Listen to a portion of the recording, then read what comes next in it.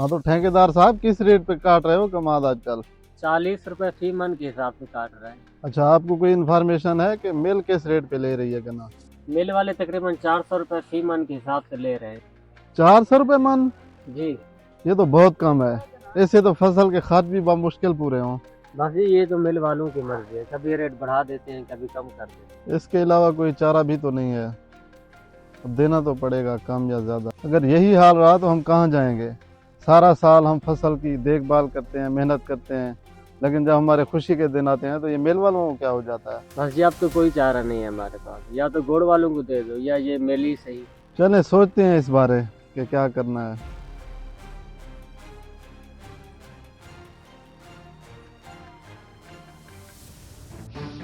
तजम्मुल साहब, आपके लिए एक बुरी खबर है मेरे पास। खैर तो है। सुबह सुबह आप मुझे बुरी खबर सुना रहे हैं, क्या हो गया ऐसा? आपने जिस गन्ने की वैरायटी काश्त की है ना, वो आप मिल वाले लेने से इनकार कर रहे हैं। ये क्या कह रहे हैं आप? ये हमने उन्हीं के लिए तो काश्त की थी ये वैरायटी, तो आप ये इनकार कैसा? ये सब तो उनके अपने चौंचले हैं। तुम ऐसा करो, टाइम पे किसी दूसरी मिल पे भेज दो। ऐसा ना हो कहीं बाकी मिलों वाले भी इनकार कर दें बाद में। मैं सोचता हूँ इस बारे में। आखिर यहाँ ना सही कहीं और तो देना ही होगा, वरना जो हमारा नुकसान होगा वो तो होगा।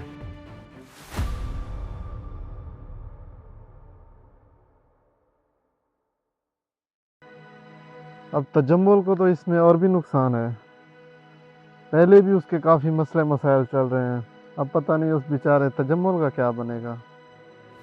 सेठ साहब, आप पिरामिड का बंदोबस्त करें। आपकी फसल तकरीबन बिल्कुल तैयार ही है। हाँ, मैं कोशिश में लगा हुआ हूँ ताकि जल्द अज जल्द ये मसला हल हो जाए। आखिर तुम्हारी भी तो ज़रूरतें हैं। बिल्कुल जनाब, मुझे तो इस वक्त बहुत सख्त ज़रूरत है। मेरी तो दुआ है कि जल्द अज जल्द इसके पेमेंट भी आ जाए, इससे काफ़ी मसले हल हो जाएंगे। बस दुआ करना गन्ने का मुनासिब रेट मिल जाए इस बार। इंशाअल्लाह इस बार अच्छा रेट मिलेगा। बस हमें तो बहुत उम्मीदें थी, बस अब क्या ही कर सकते हैं।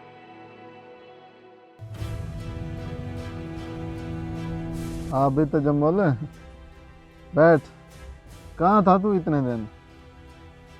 खबर तो मेरे पास अच्छी नहीं है, मगर क्या करूं, बतानी तो है। खबर तो मेरे पास भी अच्छी नहीं है। खैर पहले आप बताएं क्या खबर है? अब तुम कौन सी बुरी खबर ले आए?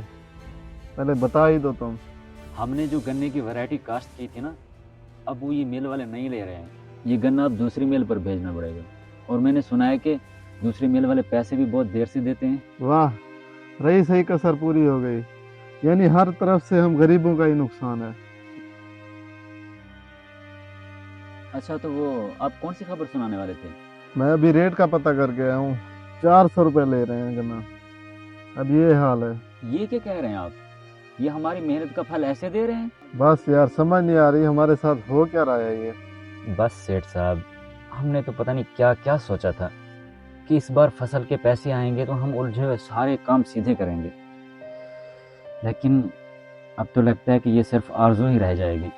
बस अब तो यही चाह रहा है कि गुड़ वालों को दे देना चाहिए। कम से कम पैसे तो टाइम पे मिल जाएंगे। जनाब ये आखिर कब तक चलेगा?